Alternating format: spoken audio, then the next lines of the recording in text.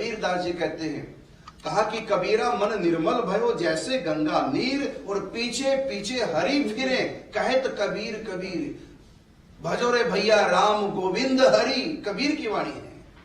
तो कबीरदास जी कहते हैं, और कबीरदास जी के पीछे पीछे भगवान श्री कृष्ण है और कबीरदास जी आगे आगे है। तो कबीरदास जी के प्रेम पर रीझ करके ठाकुर जी पीछे पीछे। तो कबीर की वाणी कबीरदास जी ठाकुर जी से कहते हैं कि कबीरा कबीरा क्या कहे जा जमुना के तीर, एक गोपी के प्रेम में बह गए कोटि कबीर।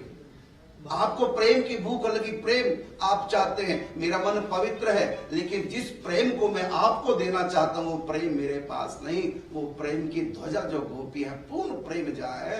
तो कहा ना कि कबीरा मन निर्मल भयो जैसे गंगा नीर, पीछे पीछे हरि फिरे, और कहे तो कबीर कबीर, मतलब कबीर कबीर कबीर बोलते हुए भगवान पीछे पीछे कबीर के आ रहे हैं। और कबीरदास जी कहते हैं कि कबीरा कबीरा क्या करे जा जमुना के तीर, एक गोपी के प्रेम में बह गए कोटि कबीर। तो कबीरदास जी प्रेम उपासक, यहां तक कि कबीरदास जी कहते हैं राधा कृष्ण जपो। कबीरदास की वाणी मैं सुना रहा हूं। कबीरदास जी की एक वाणी है, दोहा है, उसमें कबीरदास जी लिखते तो नहीं क्योंकि वो तो गाते थे, अनपढ़ थे कबीरदास, कभी कलम द्वात छुई नहीं, वो तो सहज ही बोल देते थे। उनके शिष्य परिकर भक्त लोग लिख लेते थे। जैसे मीरा ने कभी पद लिखा नहीं, वो तो बोलती थी, और उनकी जो सखी सहेलियां चंपा आदि, गंगा आदि, वो सब लिख लेती थी।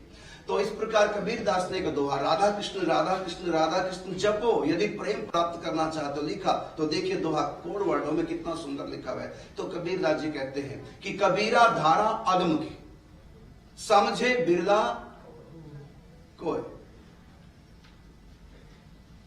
नहीं समझ में आए। ऐसा है, कबीरा धारा अगम की नहीं समझ में आए, उल्टा करके जापिए स्वामी संग लगाए। कबीर की वाणी। अब इसका अर्थ सुनिए क्या है। इसका अर्थ है कि कबीरा धारा अगम की जो धारा, क्योंकि प्रेम को अगम का है, तो कबीरा क्योंकि साधन साध्य नहीं है, ये कृपा साध्य है, इसलिए अगम है। तो कहा कि कबीरा धारा अगम की। यह बात किसकी हो रही है? अगम की धारा। मुख्य शब्द क्या है यहां पर? धारा है। कबीरा धारा अगम की नहीं समझ में आए। ये प्रेम तत्व, ये धारा समझ में नहीं आएगी। कैसे आएगी? तो उल्टा करके जापिए, इस धारा को उल्टा करके जपो। तो धारा को उल्टा कर दो, क्या हो गया? राधा। और उल्टा करके जापिए और स्वामी संग लगाए। तो राधा के स्वामी कौन है? तो श्री कृष्ण है। अर्थात राधा कृष्ण जपिए तो तुमको प्रेम प्राप्त हो जाएगा। अगम की जो प्रेम की धारा है, प्रेम नदिया की सदा उल्टी बहे धार, कौन पावे या को पार। कबीर दास ने तो भक्ति पर अर्थात इस प्रेम तत्व पर, साकार पर 100 दोहे लिखे हैं। उसका नाम प्रेम शतक है। उन्हीं में है कि प्रेम न बाड़ी उपजे, प्रेम न हाथ बिकाए, राजा प्रजा जही रुचे, शीश दई ले जा। शीश दई का ले जा का मतलब क्या? बुद्धि में है ज्ञान, शीश में है ज्ञान, और दिल में है प्यार।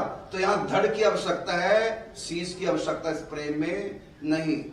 इश्क चमन कहा ना कि शीश काट भूमि पे धरो, तापे राखो पाव। इश्क चमन के बीच में ऐसा हो तो आओ। क्योंकि यहाँ ज्ञान की जरूरत नहीं है, यहाँ निराकार है और यहाँ साकार है। दिल में साकार होते हैं क्योंकि दिल में प्रेम है, जहाँ प्रेम वहां साकार है, और बुद्धि में ज्ञान है, जहाँ ज्ञान वहां भगवान निराकार है। तो कबीर दास ने जिन्हें निराकार के ऊपर भी प्रवचन बोले हैं और साकार के ऊपर भी बोले हैं, लेकिन कबीर पंथी ने क्या किया कि उनके जो निराकार परक जो वाणियां हैं उनको तो ग्रंथों में अंकित रखा, ले लिया, और जो साकार परक है उनको छोड़ दिया है।